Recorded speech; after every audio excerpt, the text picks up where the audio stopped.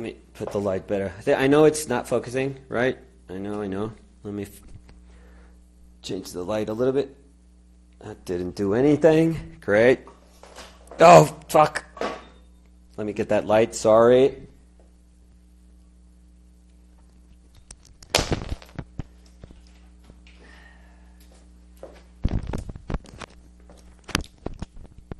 Okay, I'm back. Okay. So basically what I was saying is, so I believe that good education shouldn't cost the insane amounts of money that it costs nowadays. So it'll be my effort in trying to share what I know. That's what I'm looking for. It's a very small effort. I'm not here to just convince people that I know everything there is to know about painting, but I do know that I love painting and I respect painting, and like the whole of painting. I'm not even dogmatic about painting. I don't think there's any one particular philosophy that one should follow in painting. Our art history and the painting of history has been so generous to us that it's a shame if we don't take advantage of everything that it has taught us, like all the efforts that all these human beings throughout centuries have done. We would be dumb to not acknowledge all those efforts and not try to learn as much as we can from what they have done. So I don't know all, everything there is to know about painting. I get surprised and encouraged and frustrated every time I go back to painting. But what I do know is that I have this bond with it that I deeply, deeply enjoy. I decided from a long time ago that this was my life, that this was going to be my life.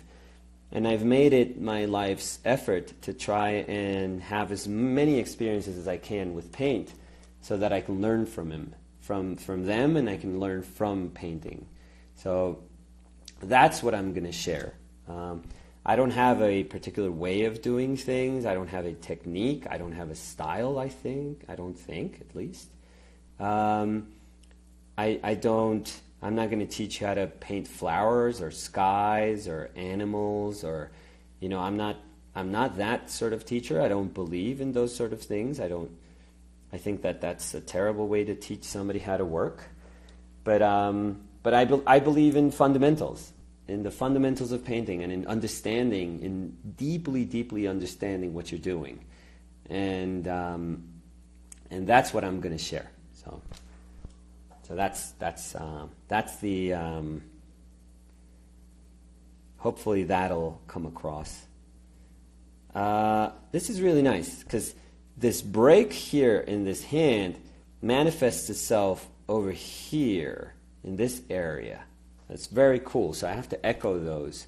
I have to echo that light in that hand over on the other side, because that break on the wrist is what makes the gesture of the hand really, really work.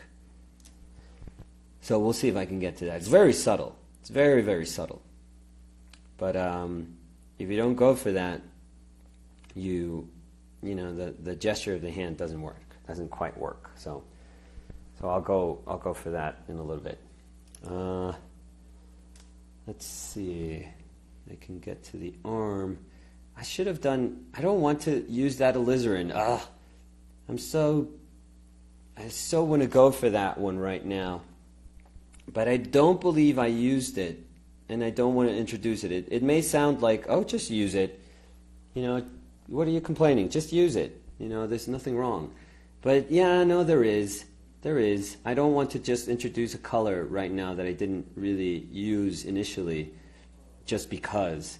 If I had set my palette at the beginning, I want to respect the choices that I made, the color choices that I made, and I don't want to just, because I feel the need right now to just put that color, I don't want to just put it. That's kind of easy. That's the easy way out. I'd much rather just use what I have and push it so that I can get to those cooler reds that I feel I need right now. So it'd be like cheating for some reason, but cheating yourself, not like cheating, like making something that you're not supposed to, but just like cheating yourself. Still have the same questions, Kenzie. Oh, I didn't see the question. Hey, let it dry.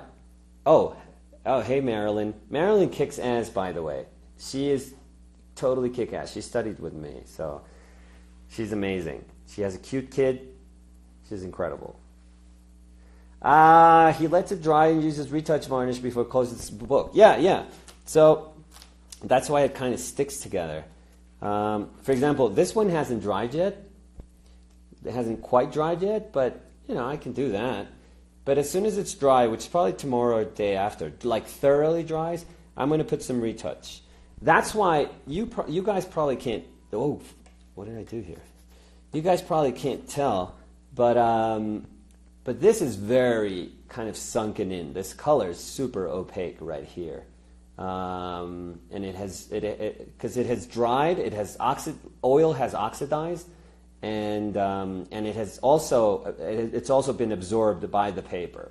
So, when I put retouch varnish, all that color, the color's not going to come out. That's not exactly what happens. Color doesn't just kind of transform itself to what it originally was. No. What happens is that, imagine like oil, when it oxidizes, it creates the outer layer, the skin of the oil. As soon as it's in contact with oxygen and it dries, it doesn't let the light sort of go through it.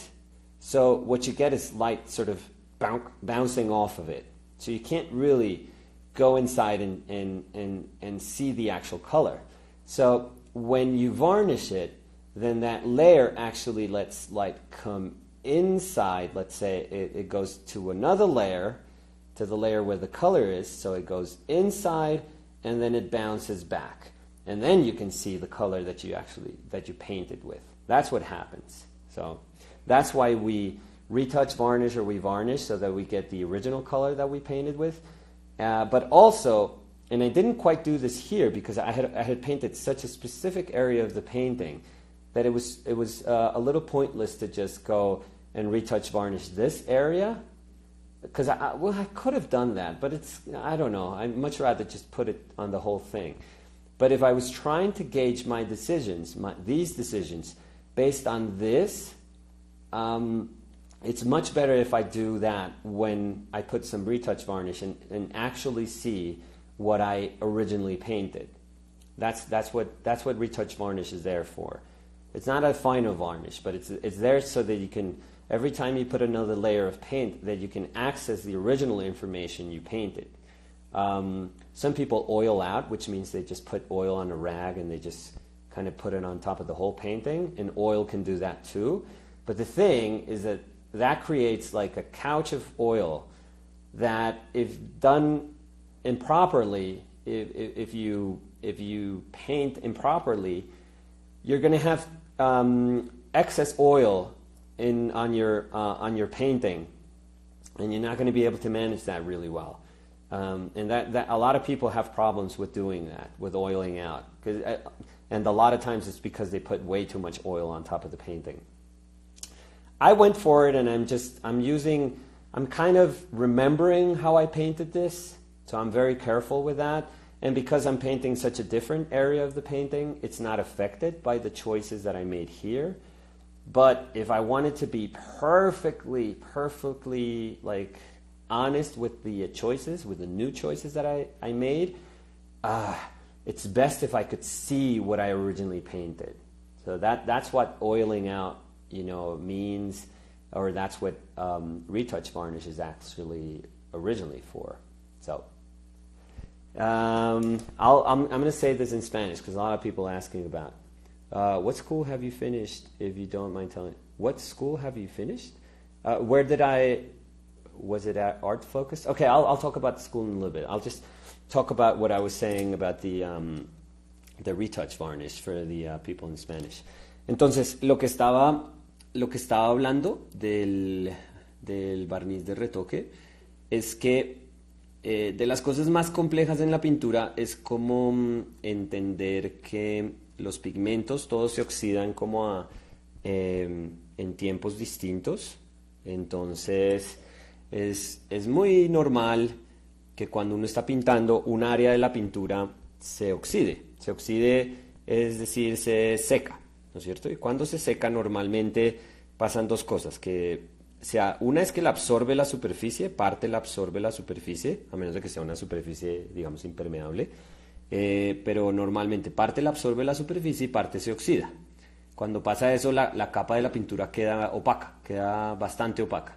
Entonces uno muchas veces dice, eso no fue lo que yo pinté, se me perdió lo que yo pinté. No.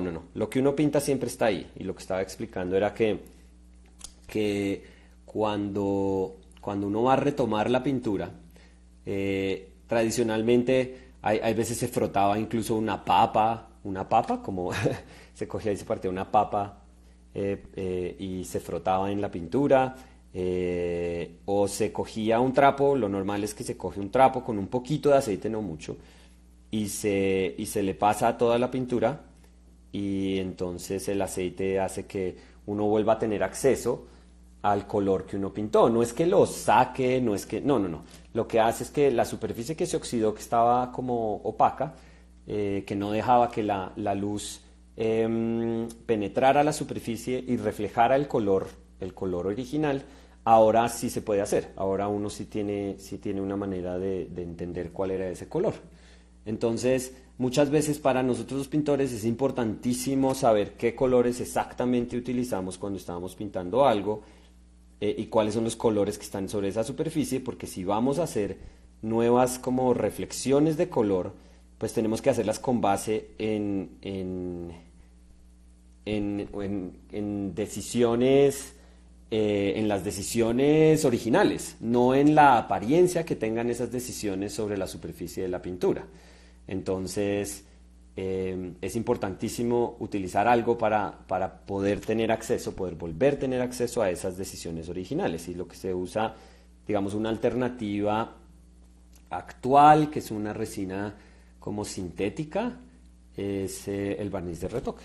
Y ese barniz de retoque se usa exactamente para eso, para poner entre las capas cuando uno está trabajando, para volver al color que uno pintó originalmente, y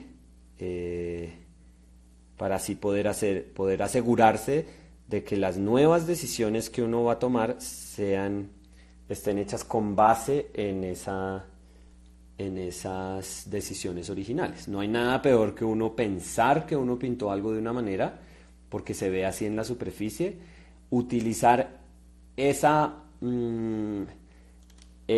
reflexión que uno hace sobre la superficie para educar nuevas como decisiones de mezcla en la paleta, solo para darse cuenta después, cuando uno ya barniza finalmente, de que uno se había alejado muchísimo de las decisiones originales porque no las pudo mirar, porque no las podía ver cuando estaba pintando. Entonces, para que no ocurra eso, pues usamos eso que les decía de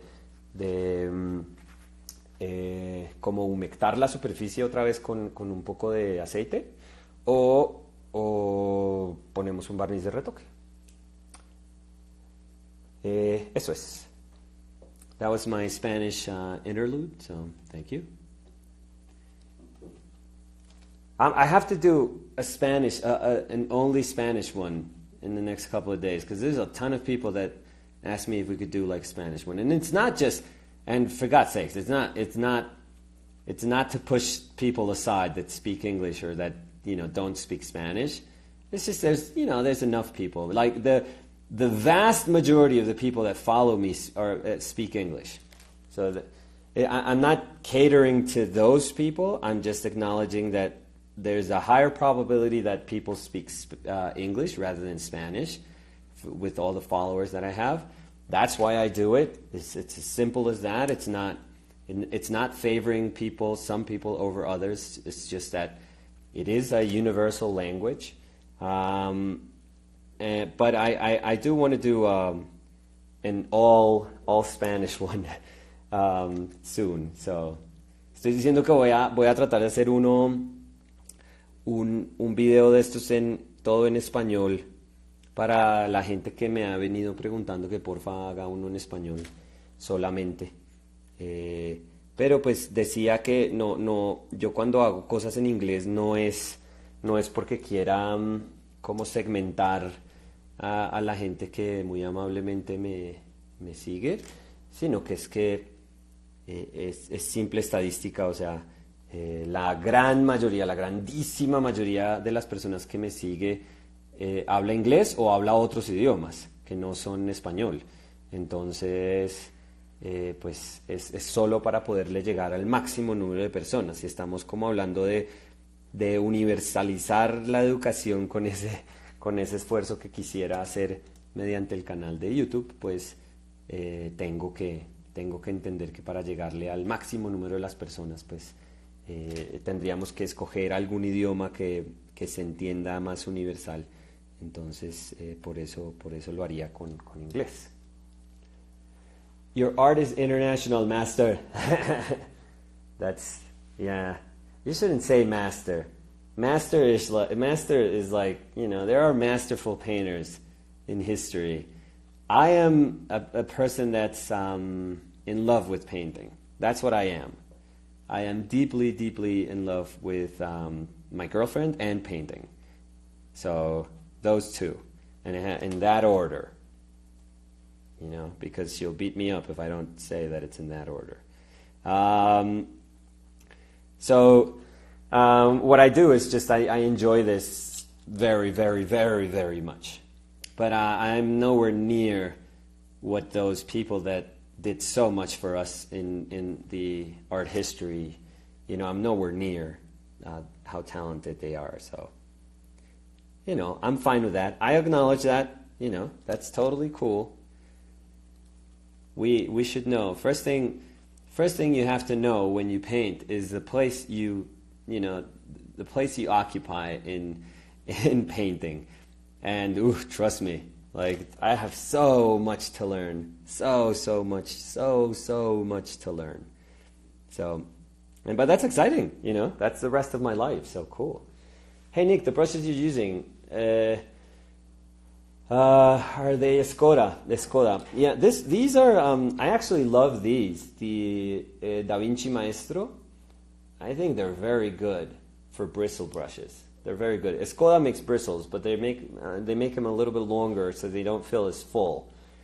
But the natural hairs, the Skoda natural hairs, they're very good. And these are cheaper, but these are natural hair. These are sables. They are a Condor, which is a Brazilian brand that you get here in Bogotá, in Colombia. So I'm using those. These I would love to sponsor. Hell yeah. Skoda, por favor, sigo esperando que sientan que puedo ser un buen embajador para ustedes, porque estos pinceles son una maravilla. Entonces necesito que me manden todo un cargamento. El avión más grande que tengan, por favor, me lo hacen llegar a Bogotá y me mandan todos estos pinceles. Por favor, gracias. Y voy a seguir diciendo que son fantásticos porque son muy buenos. Entonces, lo único que les pido es un avión grande, lleno de pinceles, muy amables. So, yeah, that was me just totally selling out and asking Skoda to send me brushes. But they're very good. They're very good. I wouldn't do this if they weren't very good. But I'm going to be fair. Like, if they stop being good, I'm going to be the first person to say, okay, these are crap now. Because, I don't care. I like stuff that's good. And if it isn't, I'm going to call it out. That's how I am. I like people to know that I am as much of a customer as anyone else. I've never had anyone sort of give me stuff for free. So no. You have to earn that by being, not just by sending me free shit, but by being good. First and foremost, do good to us, us painters. Good prices, good quality materials. First, do your job. Like, really, really work hard at making a really great product. And chances are that we painters respond to great products when they're good. You know, not when you just try to convince us that something is good. So again, first do your job, or, you know, I don't know. In my case, I just don't use it, and that's it. What do you want to learn further in painting, and how do you do it? I don't know. Again, each of our paths is different. My path is to be, I think, if I can do something simpler and more effectively and closer to what I want, without not struggling, because I'm always going to struggle. That's a natural part of doing this. But I guess just having clarity when I do things, I like. Which is very weird, but because my gut is telling me also, but, you know, it's fine to struggle also. It's perfectly fine to struggle constantly. So I wouldn't want that feeling of struggling to just cease, to exist, because then it would be kind of boring to paint, quite honestly. No, but I think simplicity in the sense that the simplicity that comes from understanding. And that's a very natural thing, though, in art. If you notice it, usually when artists are younger, throughout history, they make these beautifully complex things that, for example, if you take Michelangelo, like if you look at his Pietà, like the original Pietà, it's beautiful. It's like, you know, that's in terms of traditional sculpture, you can't go past that. You know, that's as good as you can get. But then eventually he was just doing these very sort of abstract things and a lot simpler. But he was able to communicate so much with that. So that's usually how it goes. Or if you look at the way Titian's life, because he led such a long life. You know, some people say he was 90 something, and he painted most of it, which is very strange for a painter in that era. You can see his whole process, how he started out as a very, very, very traditional painter, and in the end, poof, some of his paintings look like they could belong to this era. I mean, some of his later work is just insane how expressionistic it is. So I don't know. I'm very curious to see how my understanding of paint sort of evolves. I don't know if evolves is the word even, but just changes with time. But it's not a matter of, oh, I wish I could paint feet better, or I don't know. I feel fine with the way I paint nowadays. Now it's a matter of just what I paint, choosing the things I choose to paint, the things I choose to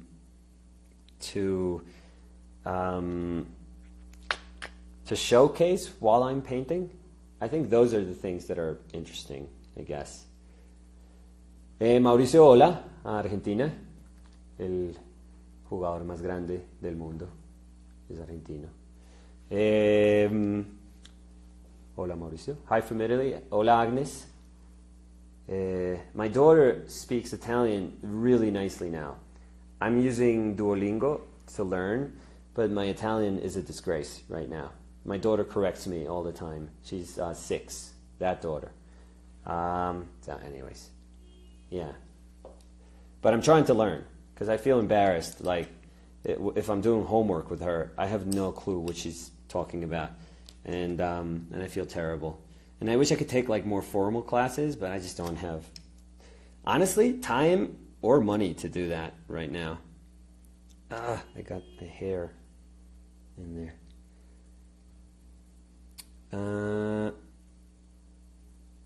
Okay, it's better. Moleskine. Marilyn is crazy. You know, she's like my agent here. Marilyn, you take care of all the questions that I can't get to. Okay, thank you. And I'll send you something for your kid, like a hoodie or something. Or yeah. Nick, what about drawing? Do you think it's the foundation to painting? Yeah, but drawing is actually I don't like when people think that drawing has anything to do with this, with line work. Drawing is a very, very abstract concept. Drawing is prevalent in any choice we make. Anything that can be understood as a decision, making of a decision, has an aspect of drawing in it. So design, composition, structure, proportions. But even like when we think about painting, the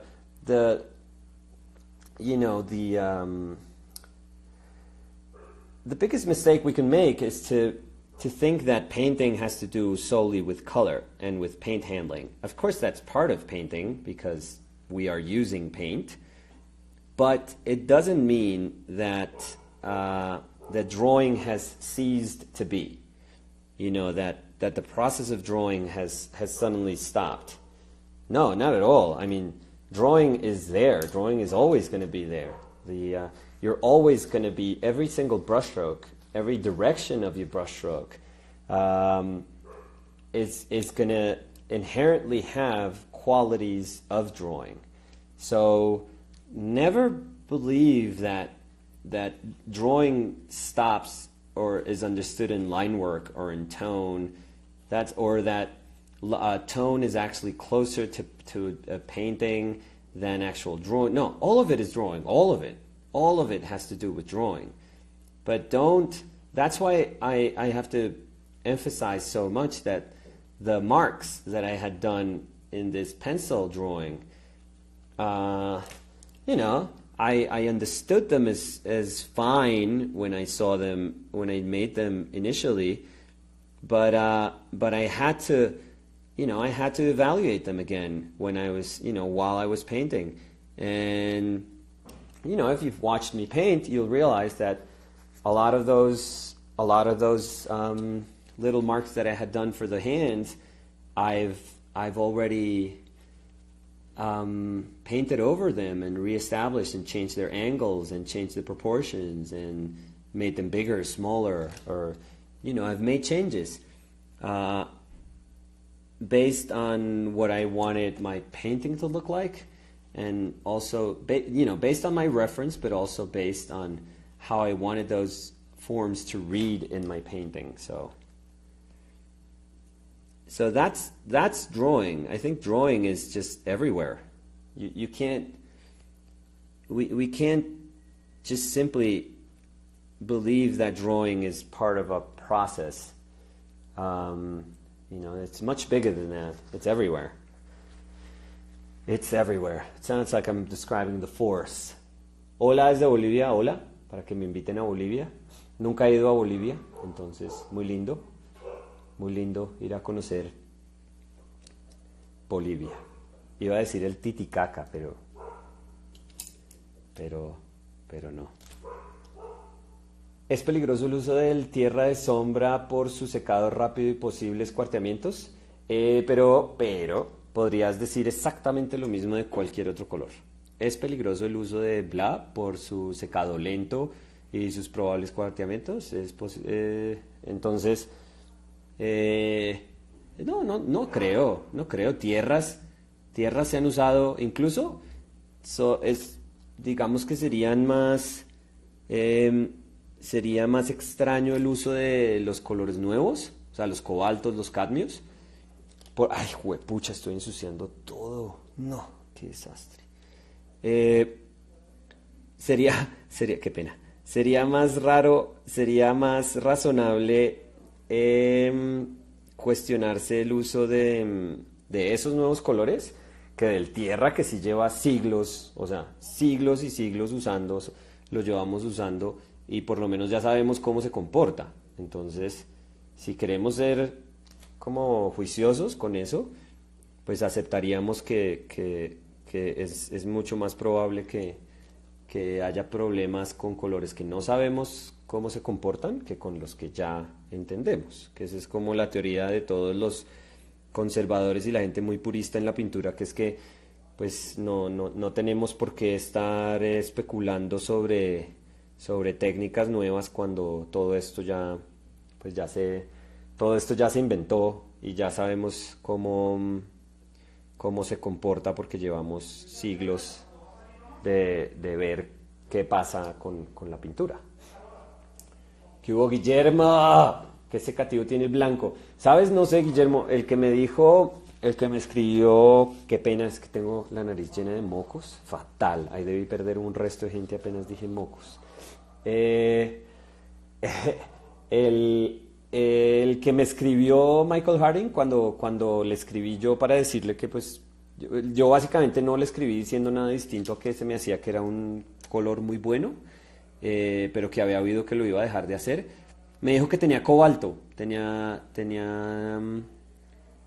solo cobalto, entonces no sé si tiene curtreo, no sé si tiene cualquier otro, pero lo curioso es que dice que tiene dryers, como que tiene plural, o sea, secantes en plural. Entonces no sé si tenga otros y no sé si me quiera decir si hay otros. Entonces voy a escribirle y voy a preguntarle si me... Porque pues como eso termina siendo casi que una receta de ellos, voy a preguntarle a ver si me puede contar, a ver, y si me puede como decir, explicar de pronto por qué él estaba inseguro sobre seguirlo haciendo. Y de pronto ahí pues nos hacemos una idea.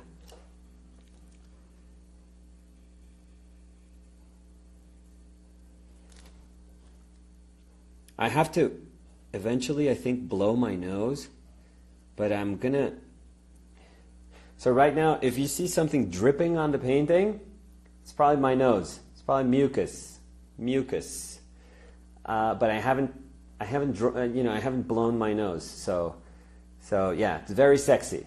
Super. That's the sexiest part of what we're doing right now. Not blowing my nose. Oof.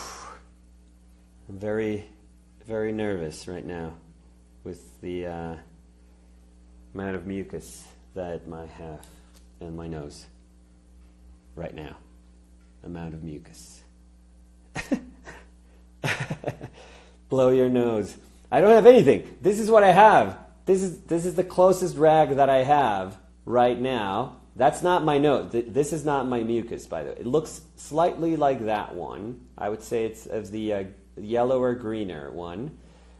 Never here. That would be go to the hospital. Please go to the hospital right now. But yeah, this is all I have. So no, I can't.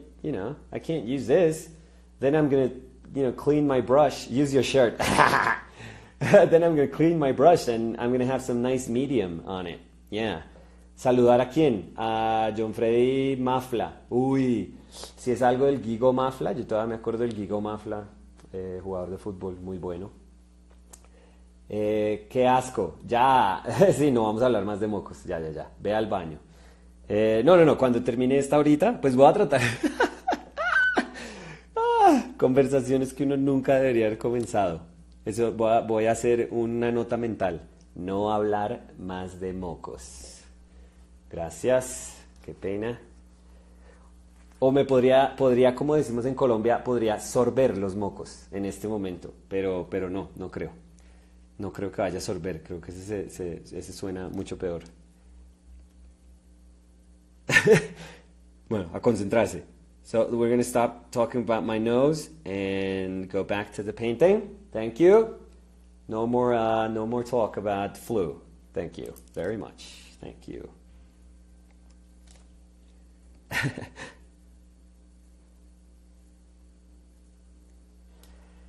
So I have to get this area because the light is not light doesn't quite go down all the way over there. That's cool. Not getting quite all those little subtle variations there. but I don't want it to be now for this hand to be super tight and for the other one to be loose. Then I would miss the whole purpose of having painted this hand loosely. Let's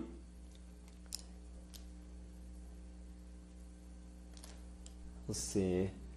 Deben ser óleos con bastante aceite entonces. Todos los óleos tienen aceite, acuérdense de eso. No, o sea, hay unas marcas que son más aceitosas que otras, pero básicamente todos tienen aceite. What kind of paper you use? I'm using a moleskin. Marilyn, where are you? Patricio, where are you? I thought you were taking care of these questions. What the hell? No hoodie for your kid. That's it. Sorry. A lot of people ask about this this particular moleskin or this paper, if it is relevant or how relevant it is to my painting. And I guess it is important. Part of it, I'm sure it is important because it's a good paper. I can't deny that it's good paper. But another part of me says it really isn't. Like the most important part of what I think I'm doing, and this is not, this is absolutely subjective. This is just for me. But the reason I find this enjoyable, painting these little paintings, the reason I find it enjoyable is because the notebook has provided me with a space. It has nothing to do with the type of paper. I promise you that if the only sort of paper that I could find here in Bogota was just a crappier version of this paper, I'd be using that. If it was good enough, it would be fine for me. And the reason I say that, it's because it's not the paper. It's the fact that I was hoping that I could find a place where I could just paint, like this, where I could take, maybe an hour and a half to do a couple of little hands, and find pleasure in that. And that's it, and then maybe go back to like the other type of painting that I do. But just to give myself the space and the time to just make these kind of very unassuming, unimportant paintings that I would just do for myself. And that's what this notebook has provided me. But I would be exaggerating, and I want to be very clear with this. It is a very, very good product. These sketchbooks are very good, and that's why they charge a lot of money for them. Because they are good. I hate to say it, but they're good. But I'm sure there's tens and tens of other notebooks just as good as this one that are perfectly, usable for painting, that are perfectly fine to paint with. I am positive. There has to be. So whatever you find, is totally fine. Whatever you find in your country, whatever you find that suits your wallet, if you can buy it, then that's great. If you can't buy it, who cares? Like, it doesn't make it, it doesn't mean that you can't paint now just because you can't afford it. No, use something that you can buy. That's totally cool. That's totally fine. So I do want to emphasize that, because I don't want it to sound like, it's a magical notebook. No, it's not. It's just a notebook. It's just like any other notebook that has like nice thick paper, but that's about it. There's nothing strange about it. It's just quality paper. But I'm sure you can find cheaper alternatives to that. Look, like this is, I'll show you guys. I know it's not quite painting, but it's a drawing. Let me see. Because I have this over here, although my hands are like full of freaking paint. This sketchbook that a student of mine was doing, this has this paper that's called Earth Pact. Let me see. It probably puts a ton of paint on this drawing. It's a and it's a recycled paper, and it's so good. Look how much it got got out of it. It's so nice. You know, and it's perfectly fine. It's very cheap. It's very inexpensive. So, oh, Moleskine sketchbook. Thank you, Marilyn. Thank you, Marilyn, from half an hour ago when I needed you. Yeah, so useful. So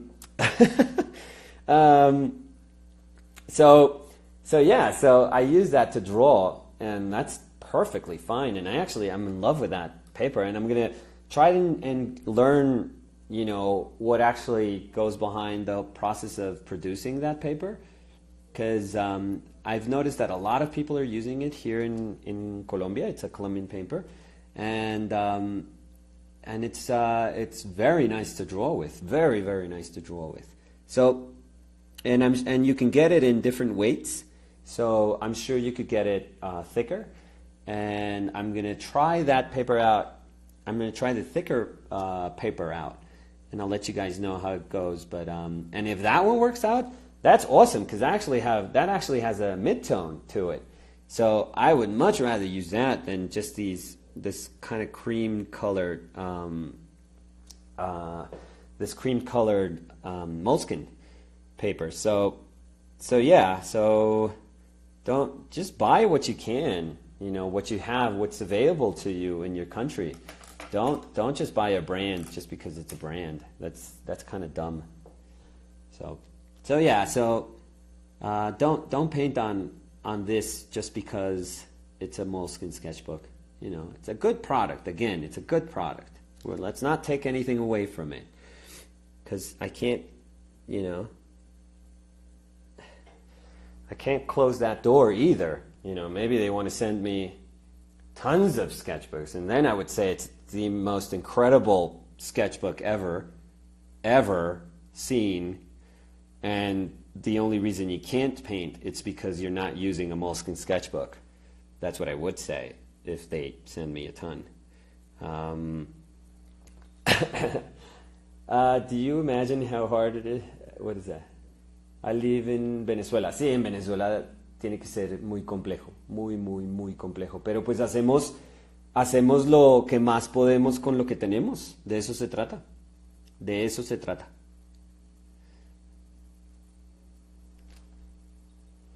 Qué chimba verlo, Nicolás. Nos vemos más tarde. Pueblo, ¿cómo quedó? Más tarde, pueblo. Nos vemos más tarde, pueblo. ¿Qué es eso, Johan? ¿Como una expresión? Como nos vemos más tarde, pueblo. molestando, Johan.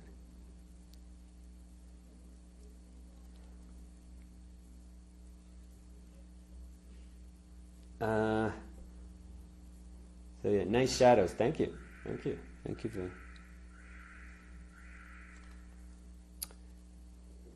So yeah, so just buy whatever you can. Don't give in to thinking that materials make or break your painting. That doesn't make sense. You know, I want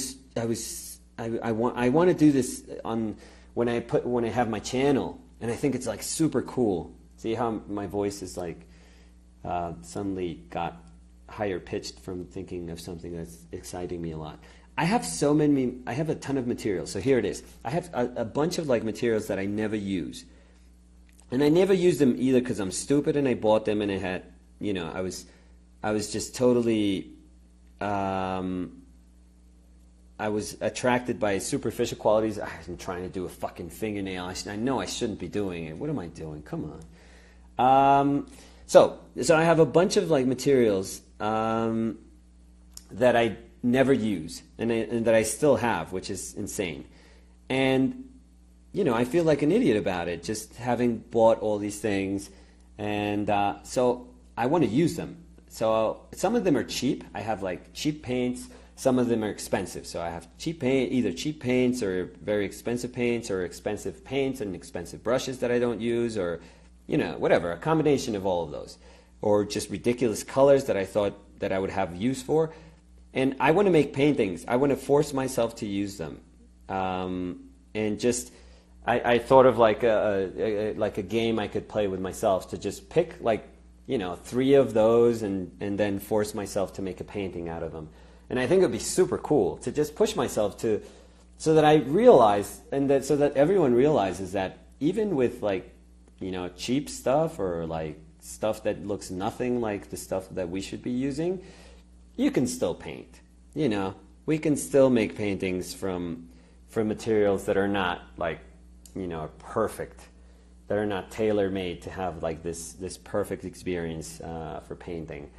So I think I'm going to do that, and that way I can also actually put those things to use, because I haven't touched some of those paints in years, or some of those brushes in years.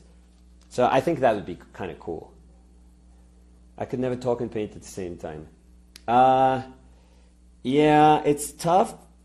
Yeah, it's very tough, actually. I was trying to say yeah, but you can kind of deal with it. No, not really. It's actually tough. Yeah, I don't want to say it's not tough, because it is. It took me some time to get used to it. So, anyways, so I think that's kind of nice for that hand. I'm not super happy with it, to be honest. But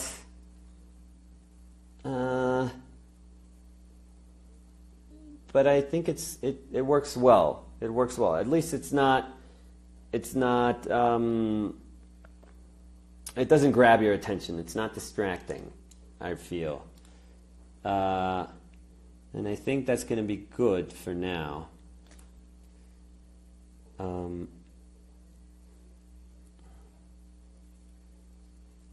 Okay, let me see if I can get a little bit of that cool down there. Here on the elbow. Just a little bit. Anyways.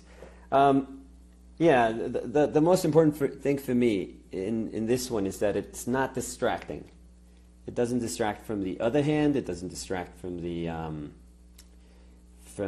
portraits that we're going to eventually do. That's probably the more important part of this painting. Just balancing those things out. I couldn't read that question up there. Sorry.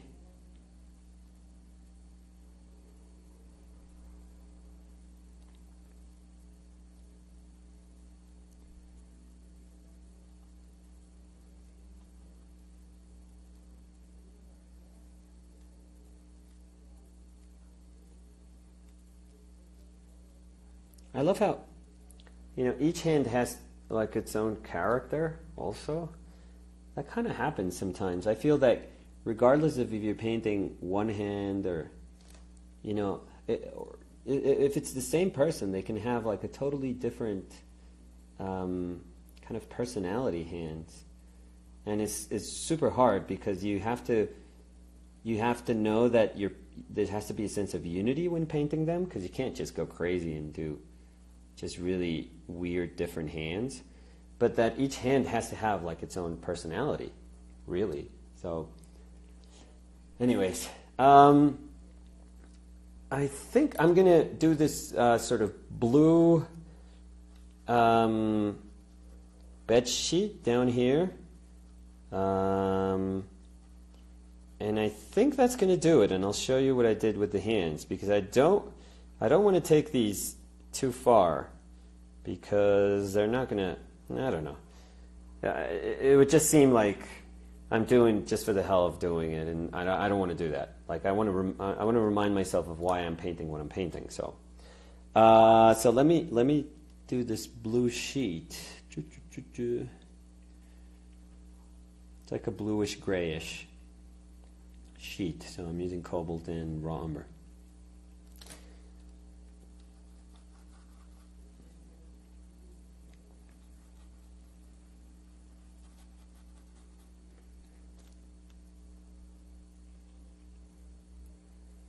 Oh, shit. I put my brush in alizarin as a mistake. See, I'm telling you guys so that you know, but I kind of wiped it off. But Ugh. Just because it was there. It was very tempting.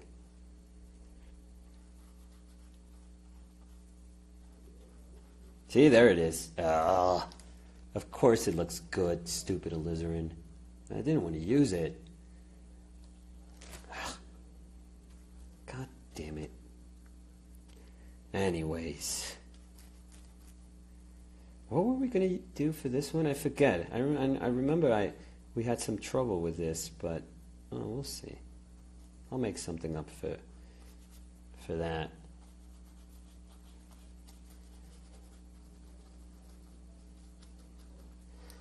Okay. How long does it take to dry on paper? These hands, I think they'll be dry day after tomorrow, maybe.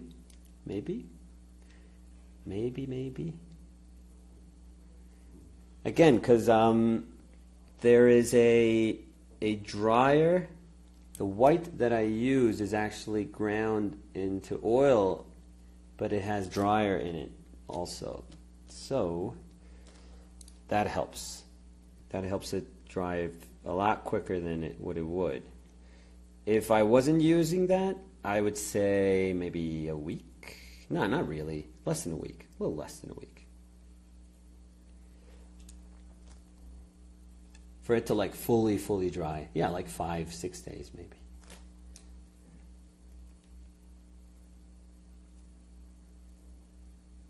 Ugh, painting in these edges is so annoying.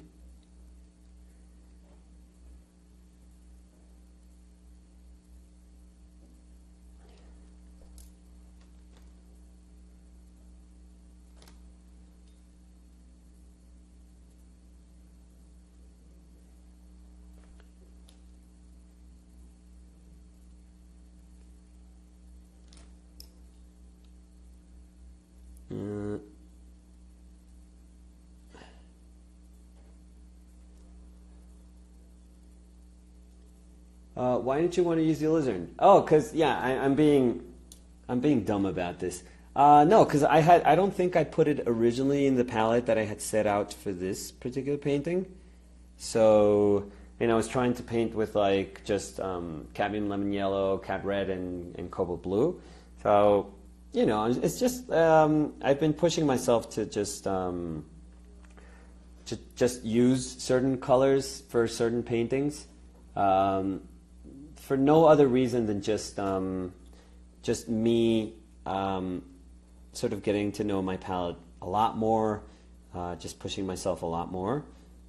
Nothing different than that. So instead of just having the alizarin there, I know that I have a very warm red that I have to make it look like a very cool red by using either raw umber or my cobalt. So it's just, I don't know, it's just kind of games that because it is a game, it's very playful in nature, that I sort of challenges that I give myself so that I kind of understand my palette a little bit better. That's it. That's really the reason. There's nothing, nothing sort of important in any other sense about that. So let me finish this little bit of the sheet, and I think we're going to be done, honestly. Let me see, and I'll show you guys the little hands. I'll show a close-up of the hands, just so you guys can take a better look at them. Again, it's not a matter of being able to paint those hands, of like having the ability to paint them. I think initially a lot of people just want that ability to say, I just want to be able to paint the damn hand. That's all I want. But after a while, you paint. I remember that feeling when you finally paint like a cool hand, and you're like, hell yeah, hell, you want to scream. And eventually you paint more, and then you do another hand, and then you do another hand, and then another hand, and then at some point you've painted hundreds of hands, and then it's like, well, it wasn't about the hands, certainly. You realize that the challenges didn't stop there. Like there was, there was a lot more to painting than just painting hands. So that's what's kind of cool about it. Just reminding yourself that it's not just about the ability that we have to paint something, but what we want, in this case hands. What do you want them to do in the bigger sense of, in that large painting? What role do those hands play? And that's what kind of interests me the most. Not just painting stuff for the sake of painting stuff, but painting stuff in a way where there's a valid reason behind it all. Oh, that's me knowing that I made a stroke way too big. Like my hand just had a mind of its own, and it just did a damn stroke. It's like a butcher's stroke. God damn it. So now I have to correct all of this. Not all of it, but kind of shape it up a little bit again. Let's see. Good.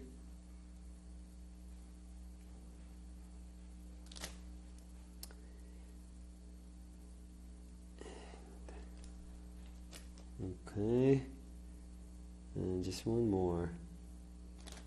Hopefully. One more. Okay.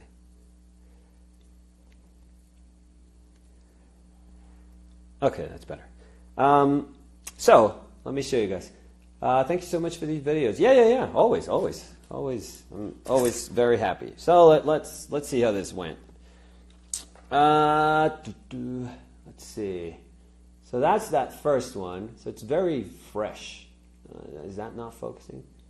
So, they're very, very simple. I'll take a nice picture of these. They're very, very simple. But it's just like little bits of color. These tiny little bits of color that configure a hand. I'm always sort of very conscious of that, so that the whole of the image looks cool. That's what I'm looking at here. I don't just want this area to be cool or this little moment here to be cool. I want this whole thing to make sense, and eventually I want this whole thing to make sense. That's looking super distorted there. Anyways, but so eventually all of this has to look cool. Who cares about this little finger there? That's really cool finger right over here. But it's the role this little finger plays in this big painting. That's when it's going to be cool. So this had to be looser. Things that I'm happy with, but there are other things that I wish I could have done a little bit better. Like this hand could be a little more subtle, but sometimes things are just tough. So that's quite it. But thank you guys for hanging out. It was a short one, but hands, hell yeah, So I'll take a nice photo of these hands so that you guys can take a look at them a little bit better in my feed. So thanks a lot. So yeah, remember off focus. The editorial project is gonna be up probably shortly. Let's call it shortly. And what it is, it's going to be reproduction of this book, like a one-to-one reproduction, so you can actually tell, it's kind of cool when you can open up a book and realize that every single brushstroke that you're seeing is the exact same size that, in my case, that I painted. I think that's a very, very cool book. That's very, very telling. So that's probably going to be shortly. We're going to have that project shortly up. And it's going to have paintings and drawings, which is going to be super cool, I feel. So that's it. So thank you guys for hanging out. Please save live. Yeah, I save them, but remember, I save